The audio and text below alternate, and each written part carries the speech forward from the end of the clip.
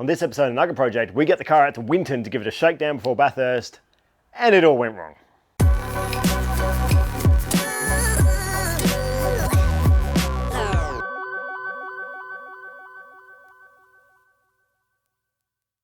Alrighty guys, so it's time to shake down this car at Winton. Since we last drove it, over 10 months ago, everything has changed on this car. New control suspension, new exhaust, new engine, new fuel pressure regulator. We've got new short shifter, new knacker duct, seat rails, like everything has changed. It's got brand new brakes.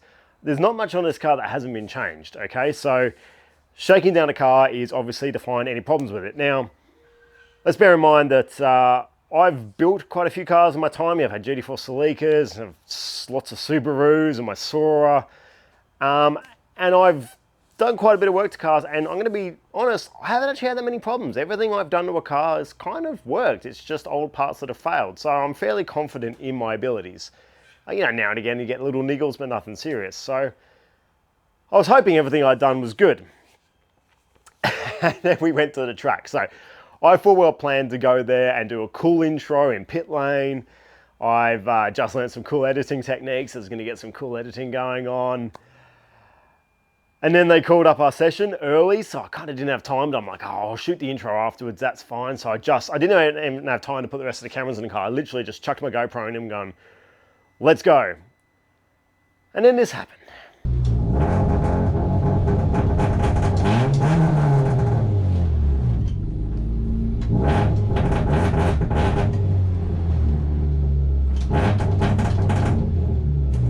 All right, here we are at Winton for test and tune, seeing if the Nug works. I had plans to do this full intro thing and, you know, say that we haven't driven the car in 10 months and it's been changed and all that.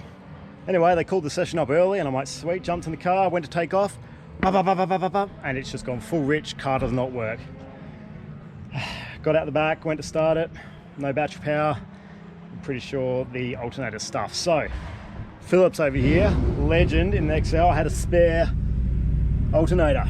So we're going to clean it up. He doesn't know if it works, but it's going to work better than this thing. And I'm going to bolt it in, see if we can get this car started. Not a good start to the day. Okay, I've now missed out on 2 sessions. We've had to roll start the car twice. I'm letting it run, but it's not going well, and I think I found the problem. But listen to this.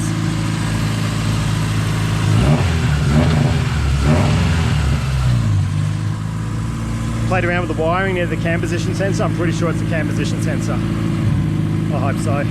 Anyway, I just changed out everything else. We'll change this out, see if that fixes it. So this is not where I saw today going. I've got the engine loom kind of pretty much out. I'm just unwrapping it all, trying to trace it back because I can't find. I've replaced nearly every sensor. It's just breaking up. It's obviously some sort of electrical gremlin. I'll change the coil packs. Change these sensors, I've changed the cam position sensor.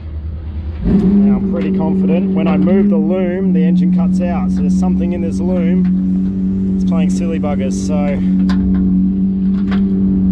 this car ran perfect until I had to pull the engine out and rebuild it. Awesome.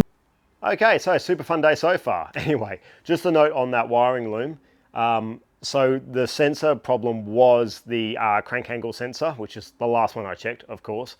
Adam Macro was at the track and he's like, this is a weird one, dude, because he was convinced it was going to be one of the airflow sensors or something like that. And so he said, change them out, didn't fix it. And then I found that sensor under there.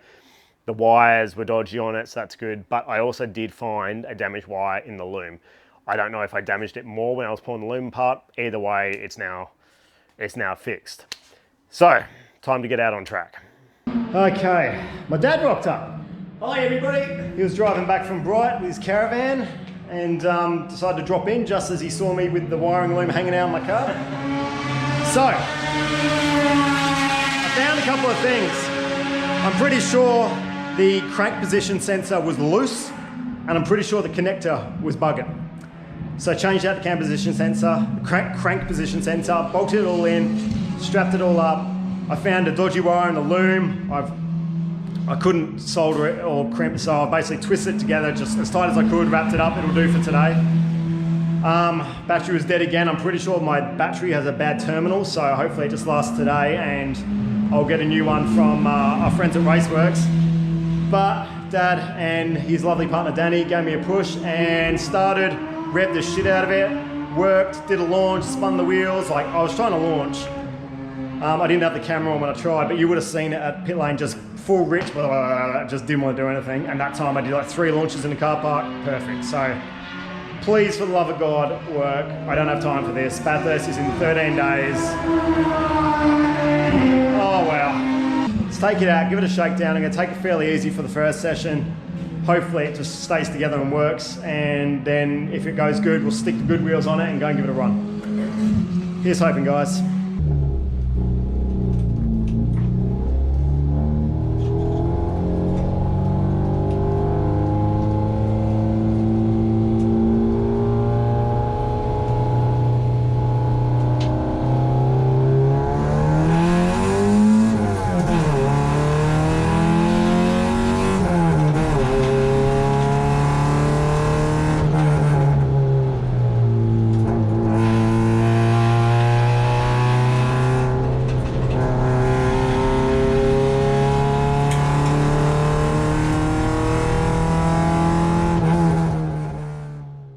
So this session out on track, I pretty much took it easy on the car.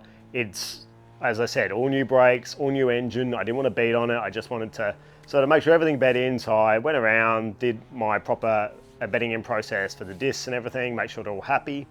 And then, yeah, sort of gave it a little bit of stick, nothing too serious, but yeah, the car felt good. And to be fair, after all my electrical issues, a lot of the stuff on the car felt really good. The short shifter is incredible.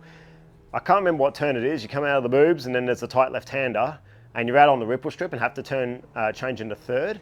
I pretty much misshift that all the time with the old shifter. With this, bang, straight into gear every time, and that is amazing. It's a quick shifter, feels really good. So massive props to Mish's XL Garage for creating this thing. It is a work of art. It's really good. In other things, the exhaust felt good. I don't know if I felt much of a power gain, but obviously it's a new engine, so it's hard to compare. Sounds unreal. It's cool, makes pops and bangs. I like that.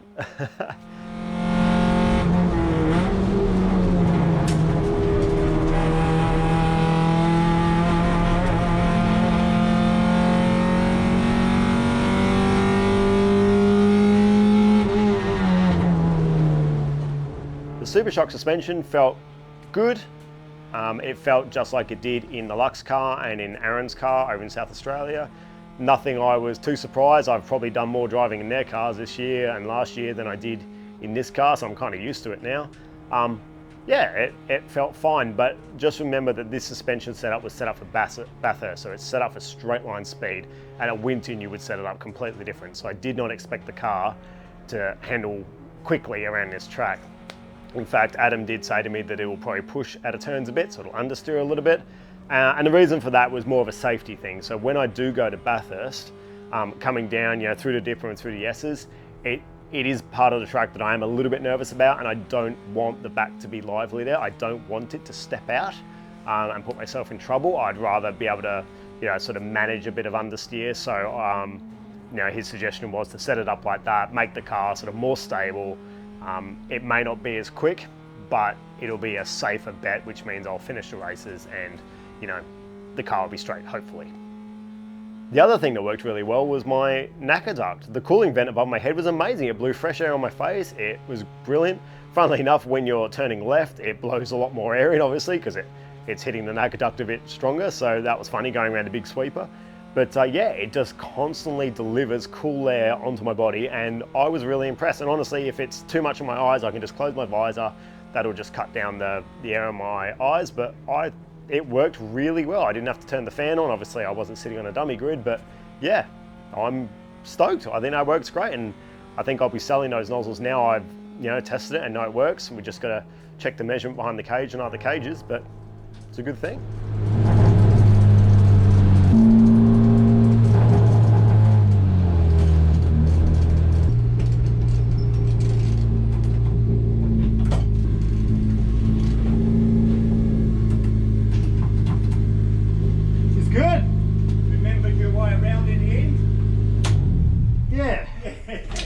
I just took it easy the first few laps, let the engine bed in, let the brakes bed in. Yeah, good. And how did it feel? Ladies and gentlemen, some days you're the pigeon, some days you're the statue.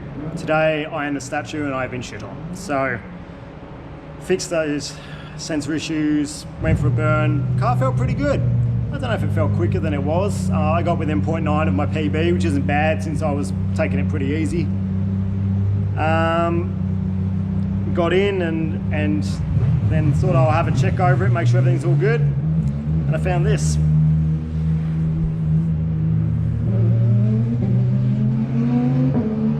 That is a lot of gearbox oil.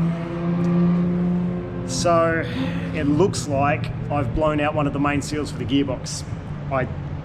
It's the gearbox that was in the car and it was fine, I don't know, because it's been sitting around, hasn't been used or something. The seal's shagged itself, but took the cover off, had a look. The rear main looks fine. You can reach up and it's like the back of the flywheel's dry. I don't know, it looks like it's the gearbox and it smells like gearbox oil, so it's dripping a lot, so I can't go back out on track. I can't do that to Winton. That's a terrible thing to do as a racer. So it looks like we're done for today after one session, after missing out on 3 sessions to fix the problems, the electrical gremlins, and then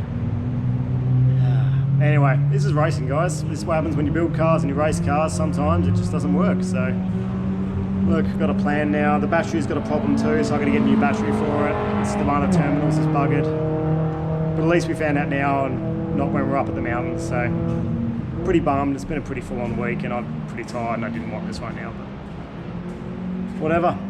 Anyway, thanks for your help, Dad. No problems. So we'll stick it back on the trailer, head home early, and I think I'm going to pull this box out, fix it up, and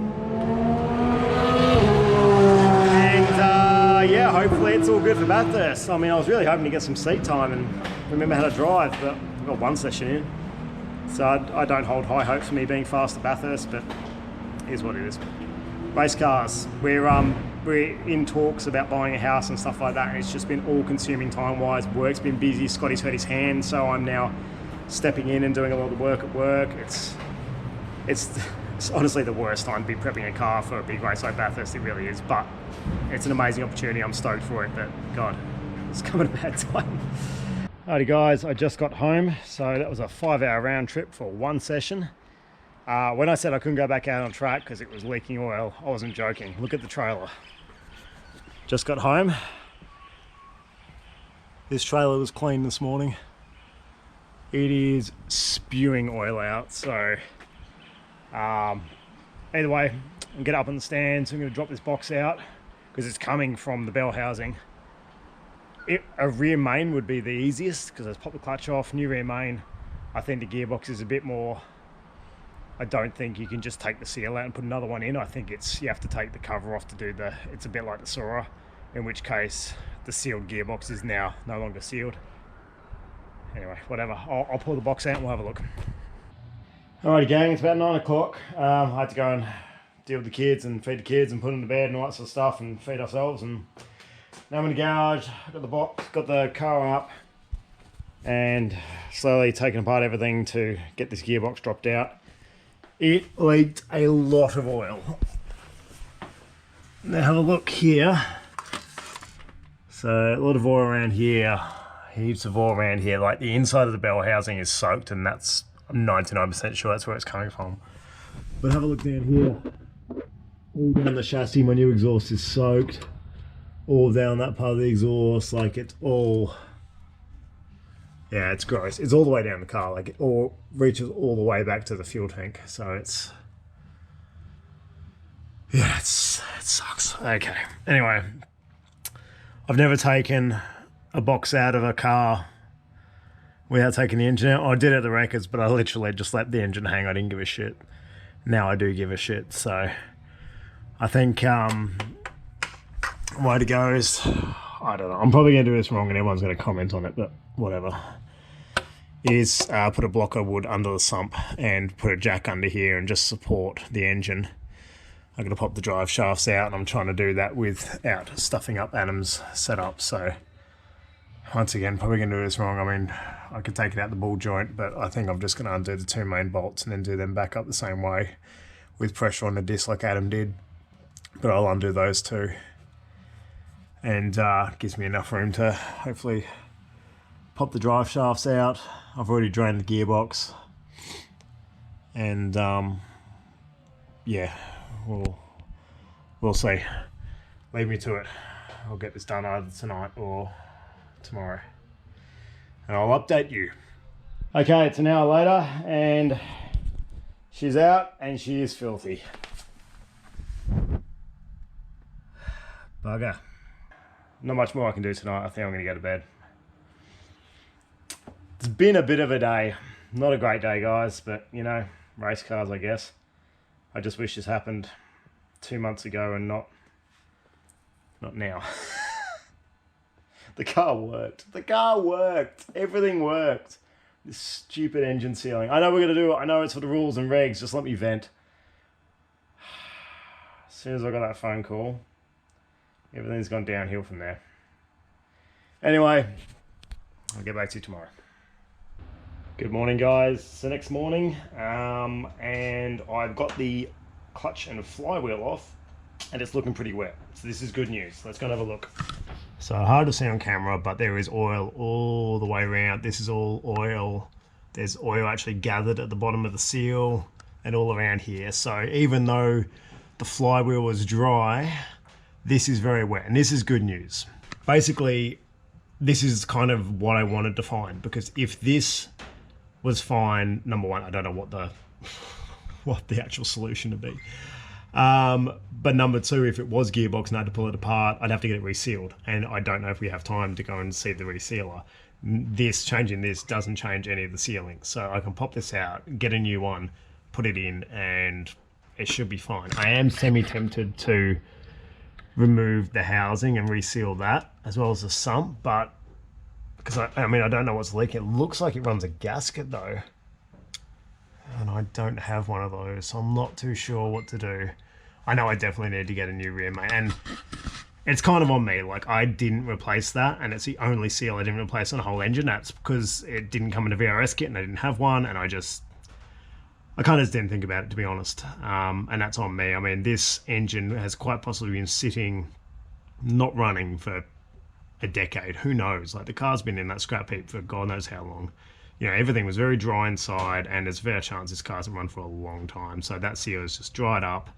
You know, seals like this, like rear mains, it was the same on the Sora when I wasn't driving it. It just, yeah, they just dry up and get hard, and then they don't seal. So, and then obviously I take it out on track and beat the living hell out of it. It gets hot, it's got oil pressure behind it, and it just went. The question is, why wasn't there oil? Oh, I'm gonna lay down. Sorry, I'm buggered. Okay, it's weird talking to camera while I'm laying on my back. Question is, why wasn't there oil on the flywheel? Engine builder Tim Rouse hit me up. Thank you, Tim, for your advice. You're a legend. I appreciate you reaching out to me. Everyone's reached out to me, actually, so thank you so much. And Tim said usually oil won't gather on the flywheel and stuff like that, purely because it's just spinning so fast. You know, we're out on track doing 6,000 RPM. That thing is spinning super quick. The oil just can't attach itself to the flywheel. It just flicks straight off.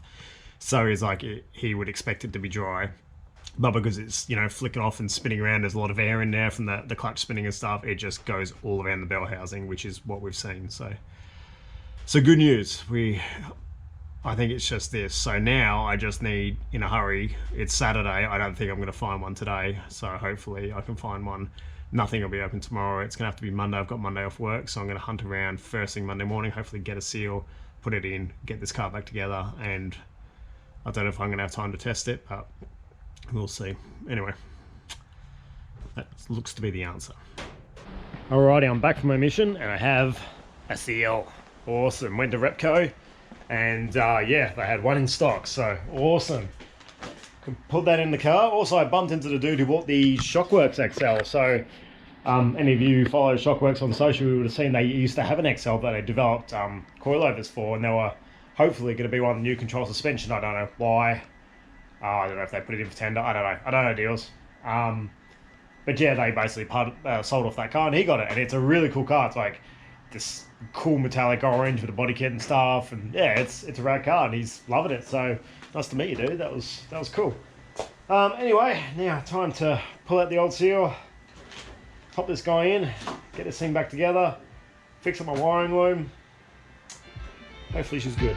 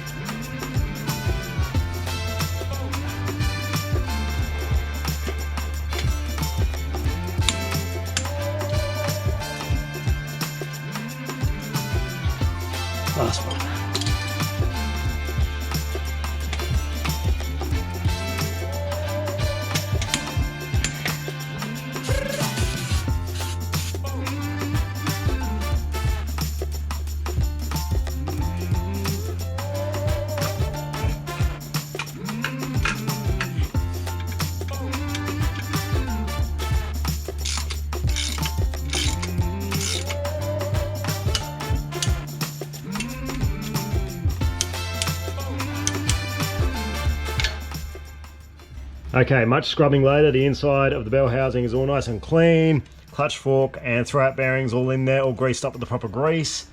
Clutch is on and torqued up, everything is cleaned and scrubbed to go the oil of it. There was a little bit of oil residue on the clutch, but not much, thank God. So it hasn't wrecked that, which is great. Now the struggle of getting the clutch back on here, the gearbox back on, which is, it's a bit of a job, I'm not gonna lie to you. Kind of gotta wedge the engine up with the jack, and then I've got this little scissor lift thing. I'll put it on that and wind it up and then fight with it until it goes on. Is what it is. Anyway, I'm not going to film that because it's just going to be me swearing and kicking and screaming and crying, so I'll get back to you once it's on.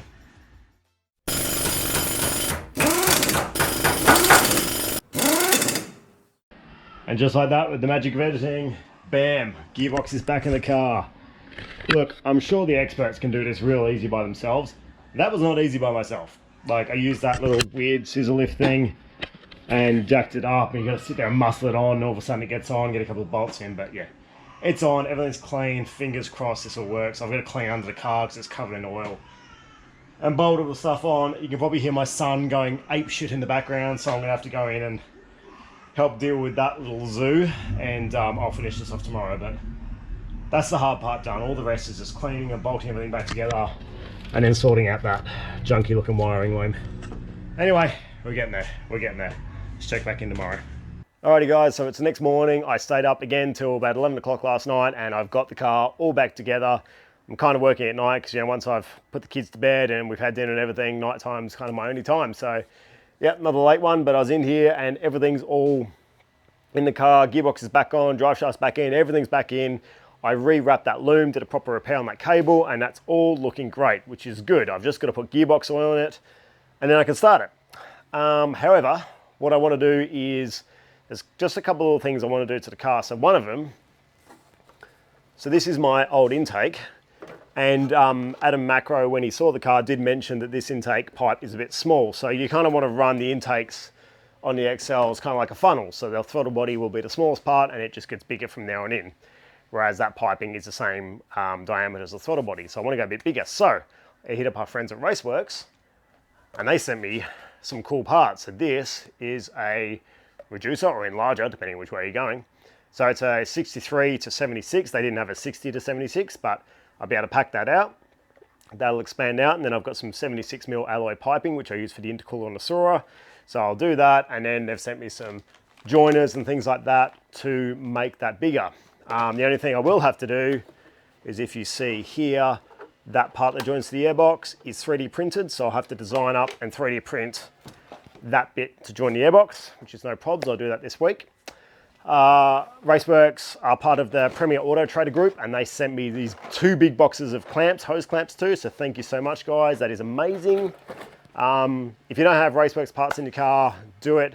Yes, they support me, but if you have a look in the engine bay of the Sora, I have tons of Raceworks parts in there, and that was before I had any connection to them. I just love their stuff. I think it's awesome. And that's it. So all I gotta do is put gearbox oil in this and it's ready to go.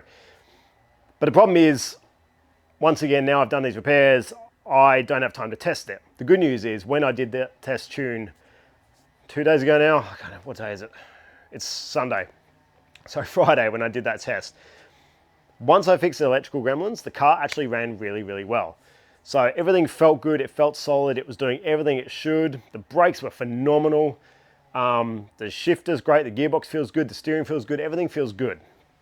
The only thing that was really wrong with it was that leak. So as long as we fix this leak, the car will be good.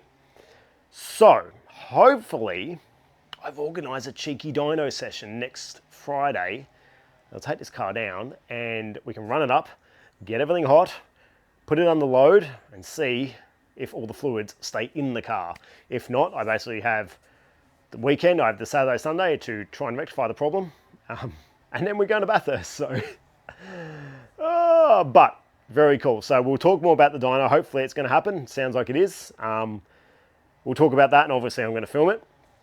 And be interested to see what power this car makes too. I'm not expecting anything blistering. Honestly, on track, I don't think it felt any faster than the old engine. But having said that, I haven't really driven an XL on track in a long time. I've been driving my Sora, and this thing has a Munro Racing turbo on it and a water air intercooler, and I'm running about 18 pounds of boost. This thing is freaking rapid. And I'm driving my Liberty, which is also, you know, it's a WRX engine in there. It's the gentleman's WRX. So I've been driving a fairly quick car and a pretty proper quick car on the street every day. So by comparison, yes, the XL is not going to feel fast. And I think that's kind of my problem. Every time I get out of these cars and I get in the XL, first session out, I'm like, this thing doesn't feel quick. And it's purely a comparison to my street cars. So yeah, I kind of wish I could have done a back-to-back with the old engine, new engine, but them's the breaks, huh? Anyway, thanks for watching, guys. Hopefully, I know these videos are a bit mishmash, and I don't know if everyone's watching. I don't know if you find it interesting, but all these people on the bonnet of the car and on the roof who have like invested in this and have helped get me to the mountain, I want to do these videos for you. And if it's only just for the 60 people who are on this car are watching this, that's fine by me. I just feel obliged, and I want to share this stupid journey with you because it's been much more drama leading up to Bathurst than I ever expected. I don't know why people have to fabricate drama in shows, because you don't. You just have to have a race car. The drama will follow. So anyway, thanks for watching, guys. And thank you once again for your support and all the messages and everything. Everyone's been really, really good about all this. So hopefully next thing you'll see is this on the dyno, maybe on Friday. And then off to the mountain. Cheers, guys. We'll see you then.